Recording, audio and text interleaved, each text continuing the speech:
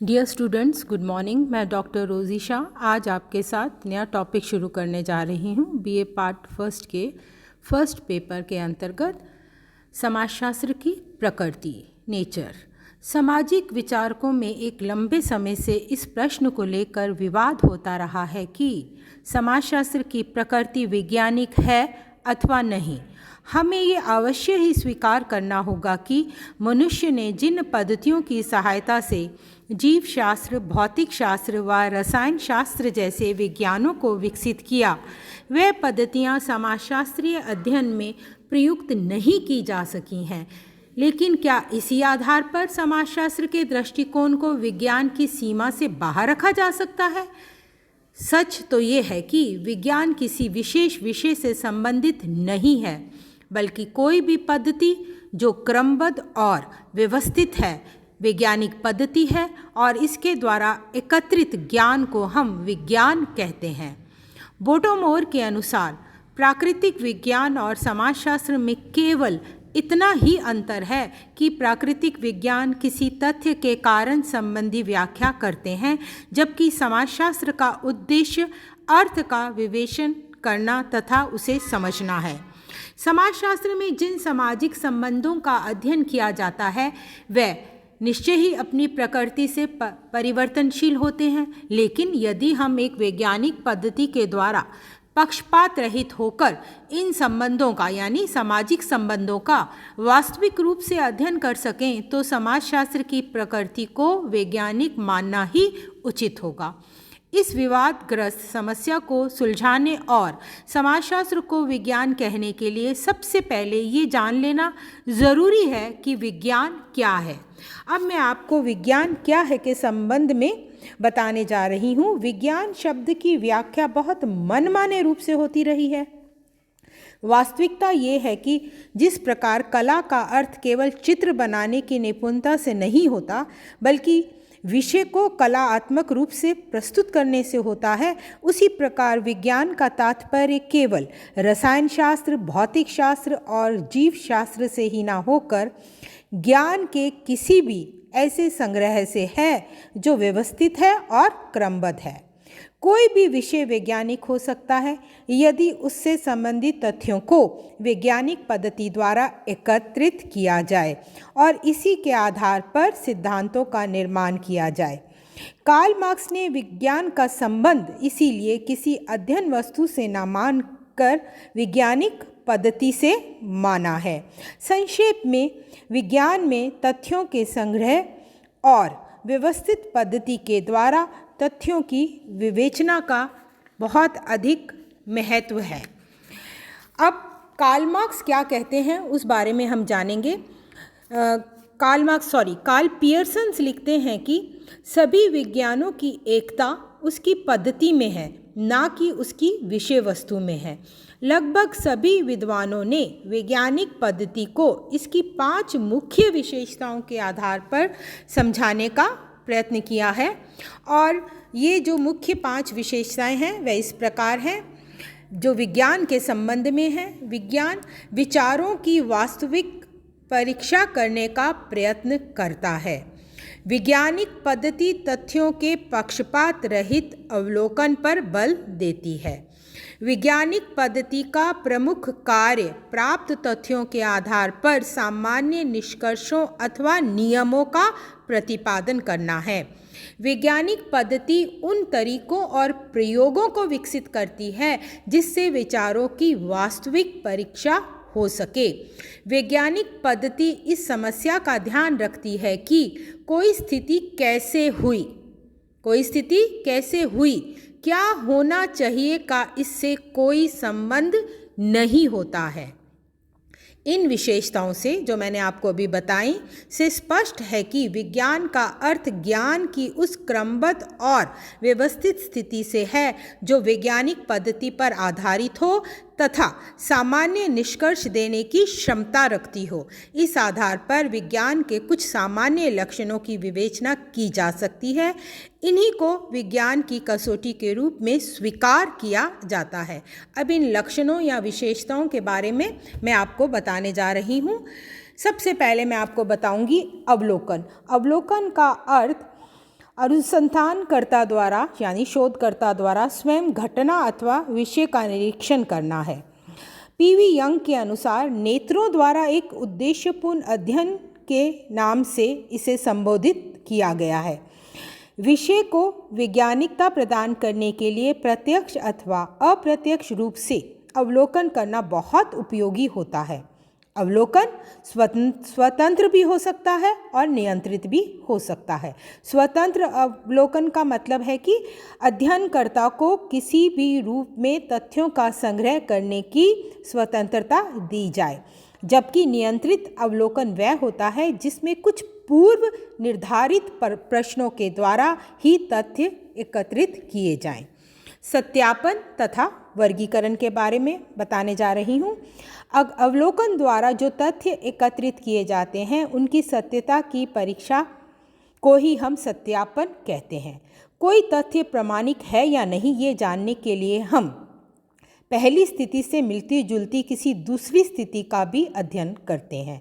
यदि दोनों की प्रकृति एक सी है तो इसका अर्थ है कि प्राप्त तथ्यों में प्रामाणिकता है। वर्गीकरण का अर्थ समान विशेषताओं वाले तथ्यों को अलग अलग वर्गों में इस प्रकार रखना है जिससे एक वर्ग में समान प्रकृति के तथ्य आ सकें। प्रत्येक वर्ग को इस प्रकार व्यवस्थित कर लिया जाता है कि विभिन्न वर्गों के बीच पारस्परिक संबंध बने रहे। इस प्रकार वर्गीकरण का मुख्य कार्य प्राप्त तथ्यों को एक व्यवस्थित क्रम में रखना है। विषय में वैज्ञानिकता लाने के लिए ऐसा करना बहुत आवश्यक होता है। सामान्यीकरण प्राप्त तथ्यों के आधार पर किसी सामान्य नियम अथवा सामान्य प्रवृत्ति को स्पष्ट करना ही सामान्यीकरण कहलाता है। कुछ सामान्य नियमों को ही वैज्ञानिक नियम भी कहा जाता है। सामान्यीकरण द्वारा किसी तथ्य अथवा घटना की प्रकृति को एक समय विशेष के अंतर्गत ही समझा जा सकता है। समय के परिवर्तन के साथ इन सामान्य नियमों में परिवर्तन हो जाना भी संभव है। भविष्यवाणी विज्ञान की एक महत्वपूर्ण कसौटी उसमें भविष्यवाणी करने की क्षमता होना है। इसका अर्थ है कि यदि किसी विषय से संबंधित पक्षों का सामान्यीकरण इतने निश्चित रूप से हो सके कि वर्तमान में प्राप्त निष्कर्षों के आधार पर भविष्य की घटनाओं के बारे में कुछ अनुमान लगाया जा सकता हो, तब इसे निश्चित रूप से एक विज्ञान कहा जा सकता है। इस प्रकार भविष्यवाणी की क्षमता बहुत बड़ी सीमा तथा सिद्धांतों की यथार्थता से संबंधित है। वैज्ञानिक प्रवृत्ति विज्ञान की प्रवृत्ति को और अधिक स्पष्ट करने के लिए ग्लिन ने वैज्ञानिक प्रवृत्ति को अत्यधिक महत्व दिया है। इस आधार पर हम उसी अध्ययन को वैज्ञानिक कहेंगे जिसमें अध्ययनकर्ता वैज्ञानिक प्रवृत्ति के द्वारा तथ्यों को एकत्रित करता है। वैज्ञानिक प्रवृत्ति में 5 विशेषताओं का समावेश होता है और इन 5 विशेषताओं के बारे में मैं आपको संक्षेप में बताने जा रही हूँ। पहला, तटस्थता। इसका अर्थ है घटनाओं का ज्यों का त्यों अध्ययन करना। अध्ययनकर्ता को तथ्यों का अध्ययन उसी रूप में करना चाहिए जिस रूप में वे वास्तव में हैं। ये वह स्थिति है जिसमें अध्ययनकर्ता स्थिति, समय, व्यक्तिगत भय या किसी तथ्य से प्रभावित हुए बिना निष्कर्ष प्रस्तुत करता है। धैर्य अध्ययनकर्ता ने निष्कर्ष निकालने और निर्णय लेने में अधिक शीघ्रता नहीं करनी चाहिए, बल्कि निर्णय लेने से पहले धैर्यपूर्वक सभी तथ्यों का शोधकर्ता को अवलोकन करना चाहिए। परिश्रम इसमें वैज्ञानिक पद्धति में सत्यता की संभावना अधिक रहती है। समाज की वास्तविक घटनाओं, प्रकृति के वास्तविक रहस्यों और अनेक जटिलताओं को कठिन मेहनत के द्वारा ही समझा जा सकता है। जिज्ञासा की प्रवृत्ति विज्ञान का जन्म ही संभवतः मनुष्यों की जिज्ञासु प्रवृत्ति के कारण हुआ है। जिज्ञासा का तात्पर्य है उस समय तक खोज करते रहना जब तक विषय से संबंधित स्पष्ट प्रमाण न मिल जाए। ये जिज्ञासा चाहे प्राकृतिक तथ्यों के क्षेत्र में हो या सामाजिक क्षेत्र में। वैज्ञानिक प्रवृत्ति इसके बिना नहीं अपनाई जा सकती। रचनात्मक विचार शक्ति वैज्ञानिक सिद्धांतों को प्रतिपादन के लिए विचार शक्ति का रचनात्मक होना आवश्यक है। इसी की सहायता से कठिन तथ्यों को सरल रूप से स्पष्ट किया जा सकता है। रचनात्मक विचार द्वारा जो कठिन तथ्य हैं उनको सरल रूप से हम स्पष्ट कर सकते हैं। इस संबंध में कार्ल पियर्सन कहते हैं कि सिद्धांतों की खोज रचनात्मक विचार शक्ति के द्वारा ही संभव हो सकती है। अभी जो मैंने आपको चर्चा की, जो बताया, उसके आधार पर हम कह सकते हैं कि विज्ञान तथ्यों की वह व्यवस्थित और क्रमबद्ध व्याख्या है जिसमें वैज्ञानिक पद्धति का प्रयोग किया गया हो, वास्तविक तथ्यों अर्थात क्या है का विवेचन किया गया हो, निष्कर्ष सर्वव्यापी हो, उनकी सत्यता को प्रमाणित किया जा सके और कार्य कारण के संबंध की व्याख्या हो सके तथा वास्तविक घटनाओं के आधार पर भविष्य की ओर संकेत किया जा सके। क्या समाजशास्त्र एक विज्ञान है? उपरोक्त व्याख्या से स्पष्ट होता है कि विज्ञान का सबसे महत्वपूर्ण आधार एक वैज्ञानिक पद्धति के द्वारा अध्ययन करना है।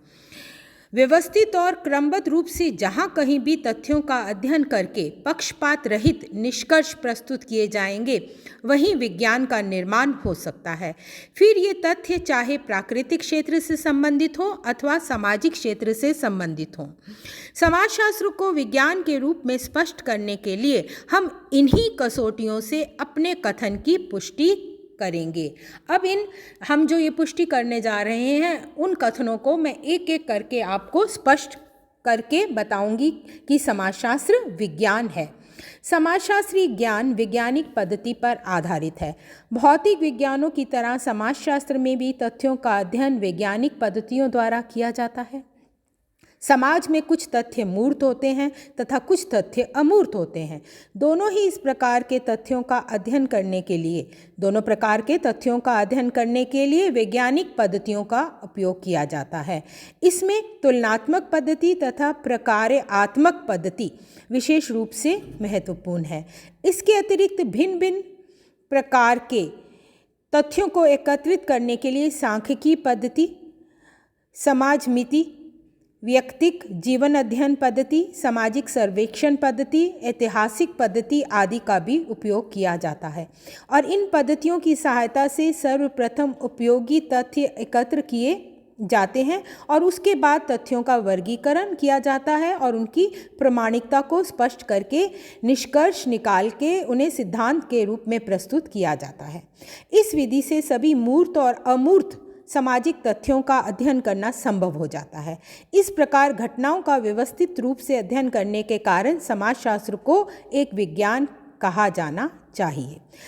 दूसरा, समाजशास्त्र केवल वास्तविक घटनाओं की विवेचना करता है। समाजशास्त्र का आदर्श अथवा दर्शन से कोई संबंध नहीं है।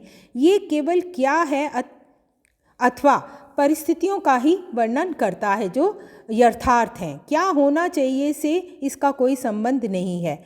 ये कुछ विशेष घटनाओं अथवा कोरी कल्पनाओं से प्रभावित नहीं होता, बल्कि सामाजिक तथ्यों को ज्यों का त्यों प्रस्तुत करता है। इस प्रकार परिस्थितियों का वास्तविक विवेचन करने के कारण ही समाजशास्त्र की प्रकृति वैज्ञानिक है। समाजशास्त्रीय नियम सर्वव्यापी हैं। विज्ञान का एक आधारभूत लक्षण उनके नियमों का सर्वव्यापी होना है। समाजशास्त्रीय नियम भी इस अर्थ में सर्वव्यापी हैं। समान प्रकृति के समाजों में समान कारण सदैव ही समान प्रभाव डालते हैं। कुछ समाजशास्त्रीय नियम इस कथन को प्रमाणित और स्पष्ट कर सकते हैं। उदाहरण के तौर पर संयुक्त परिवारों में स्त्रियों की स्थिति निम्न होगी, अधिक जनसंख्या निर्धनता तथा बेकारी को जन्म देगी, सामाजिक संबंधों में तनाव होने से सामाजिक विघटन की स्थिति उत्पन्न होगी।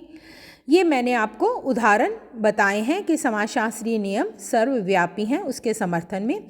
इस प्रकार समाजशास्त्र के नियम सामाजिक होते हुए भी सर्वव्यापी हैं, इसलिए समाजशास्त्र एक विज्ञान है। समाजशास्त्रीय नियमों की परीक्षा और पुनः परीक्षण संभव है। रसायन शास्त्र, भौतिक शास्त्र को इसलिए विज्ञान माना जाता है क्योंकि इसके नियमों की परीक्षा एक विशेष स्थान पर किसी भी समय की जा सकती है। ये विशेषता बहुत बड़ी सीमा तक समाजशास्त्र के नियमों पर भी लागू होती है। वैज्ञानिक पद्धति के प्रयोग के कारण समाजशास्त्रीय नियमों की प्रामाणिकता को किसी भी समय जांचा जा सकता है। उदाहरण के लिए, एक स्थान पर किन्हीं विशेष परिस्थितियों में जो कारण अपराध को जन्म देते हैं, दूसरे स्थान पर उन कारणों के प्रभाव की किसी सीमा तक परीक्षा की जा सकती है। इस प्रकार प्रत्येक स्थान पर नियमों की सत्यता की परीक्षा होने के कारण समाजशास्त्र को विज्ञान की परिधि से बाहर नहीं रखा जा सकता है। समाजशास्त्र कार्य कारण के संबंधों पर आधारित है। कार्य कारण का अर्थ है कि किसी घटना के कारण तथा परिणाम को ज्ञात करना। समाजशास्त्र किसी घटना को वास्तविक रूप में प्रस्तुत करके ही अलग नहीं हो जाता, बल्कि उस घटना के कारणों की भी व्याख्या करता है। उदाहरण के तौर पर समाजशास्त्र केवल ये नहीं करता कि भारत में तेजी से सामाजिक परिवर्तन हो रहे हैं, बल्कि वह इस स्थिति को प्रभावित करने वाले कारणों की भी व्याख्या करता है। ये मैंने आपको उदाहरण बताया है। स्पष्ट है कि समाजशास्त्र किसी अलौकिक विश्वास पर आधारित न होकर कार्य कारण के व्यवहारिक सिद्धांत पर आधारित है, इसलिए समाजशास्त्र एक विज्ञान है। समाजशास्त्र वर्तमान के आधार पर भविष्य का संकेत करता है। समाजशास्त्र वर्तमान घटनाओं की व्याख्या ही नहीं करता, बल्कि वर्तमान घटनाओं के आधार पर भविष्य की संभावित परिस्थितियों की ओर संकेत भी करता है। उदाहरण के तौर पर समाजशास्त्र सामाजिक संरचना के वर्तमान रूप की तो व्याख्या करता ही है, इसके साथ ये भी बताता है कि वर्तमान परिवर्तनों के आधार पर भविष्य में सामाजिक संरचना का रूप क्या हो सकता है। सामाजिक जागरूकता, रूढ़िवादिता और कुरीतियों को किस प्रकार समाप्त किया जा सकता है अथवा भविष्य में परिवारों का क्या रूप होगा आदि भी स्पष्ट करता है। ये मैं उदाहरण बताती हूँ अपने कथन को सत्य सिद्ध करने के लिए। इस तरह हम कह सकते हैं कि प्राकृतिक विज्ञानों के समान समाजशास्त्र में भी एक बड़ी सीमा तक भविष्यवाणी करने की क्षमता या शक्ति है।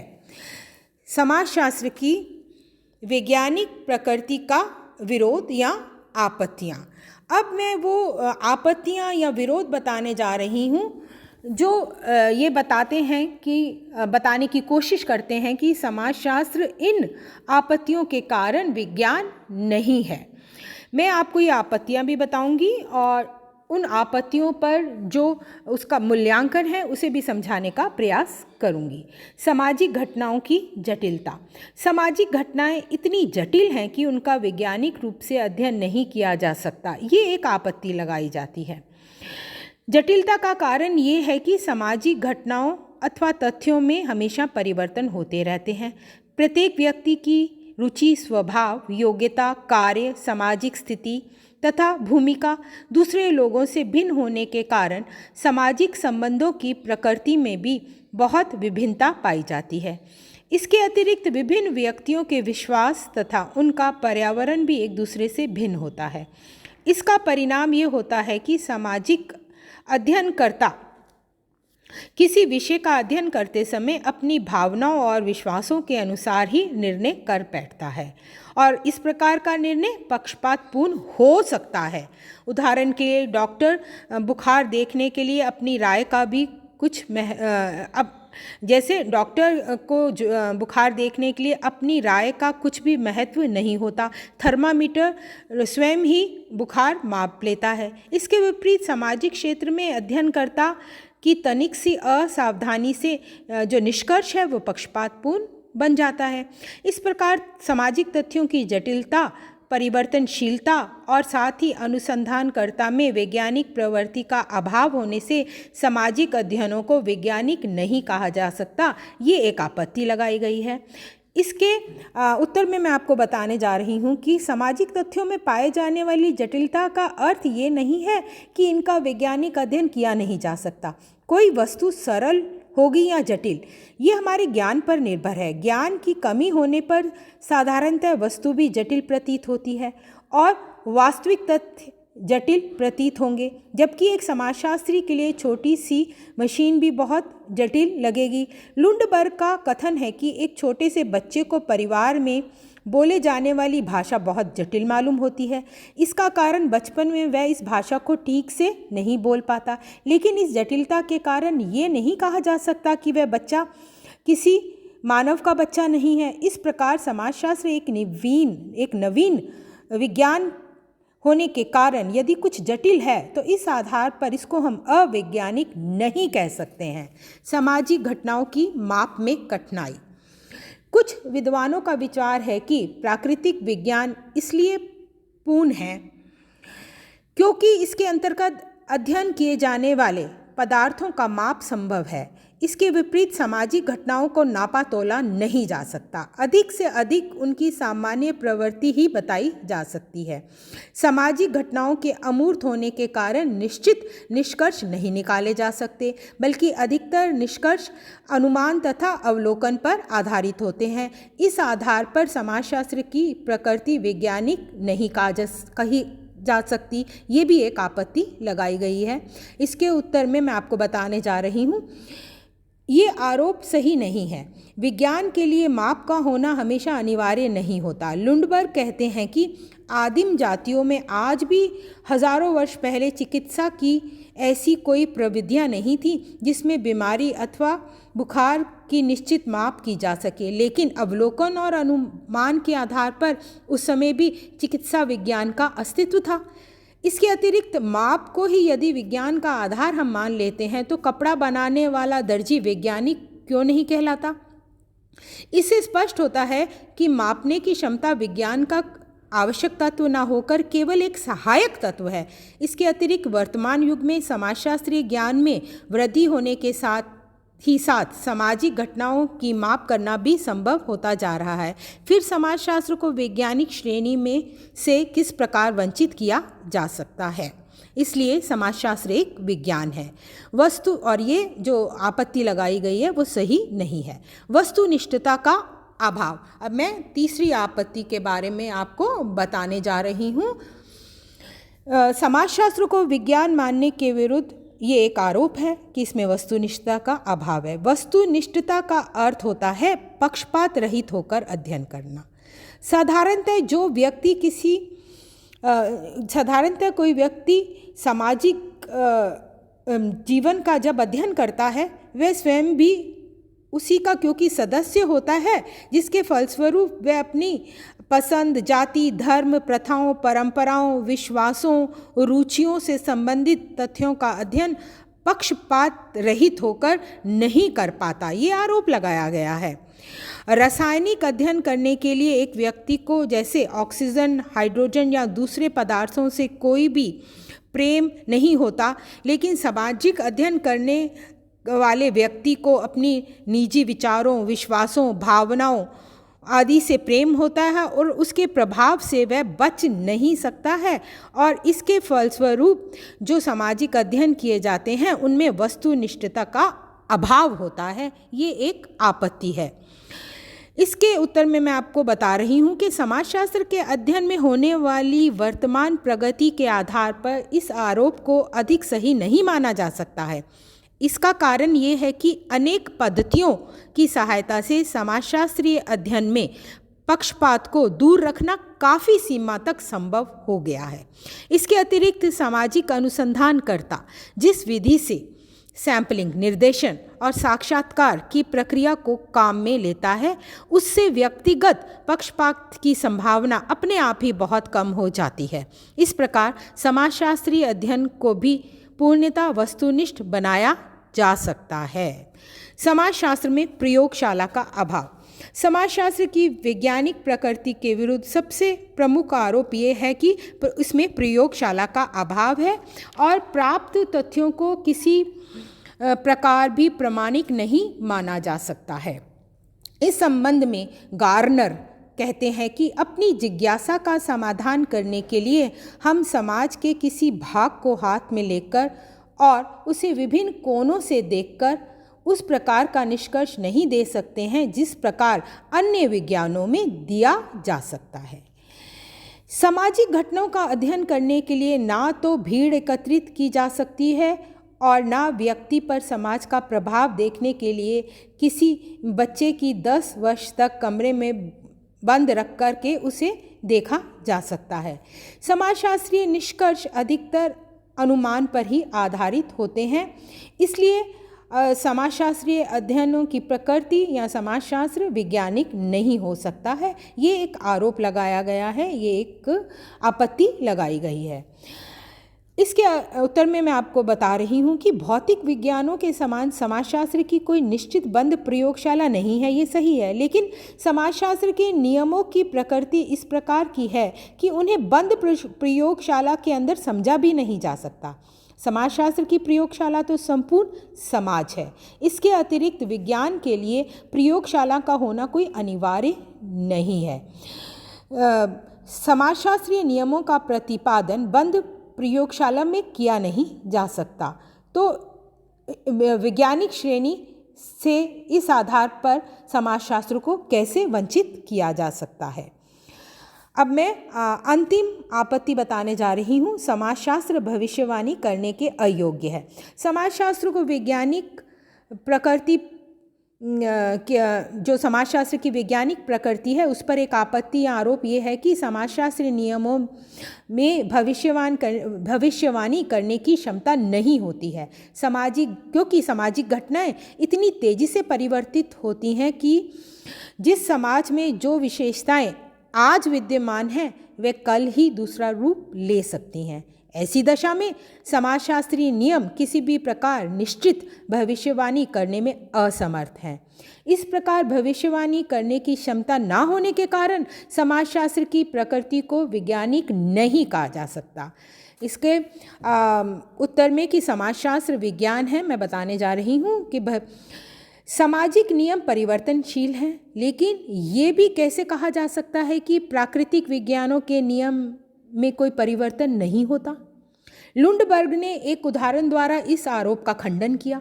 जैसे लॉ ऑफ ग्रेविटी, गुरुत्वाकर्षण का नियम, ये बताता है कि समान भार की सभी वस्तुएं पृथ्वी की आकर्षण शक्ति से समान रूप से प्रभावित होंगी, लेकिन यदि एक ऊंची मीनार से कागज के बिल्कुल बराबर कुछ टुकड़े एक साथ पृथ्वी पर फेंक दिए जाएं तो कुछ टुकड़े ज़मीन पर पहले गिरेंगे और कुछ बाद में, अर्थात सभी टुकड़ों पर ये नियम समान रूप से लागू नहीं होगा, क्योंकि अनेक दूसरे भौतिक कारक कागज़ों के गिरने की स्थिति को चारों ओर से प्रभावित करेंगे।